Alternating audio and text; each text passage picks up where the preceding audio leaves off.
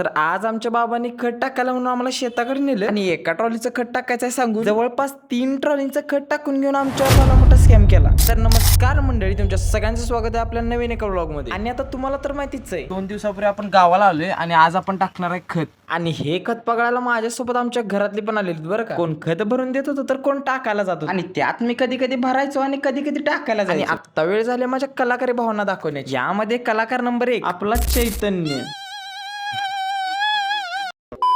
आणि कलाकार नंबर 2 आपला सक्षम.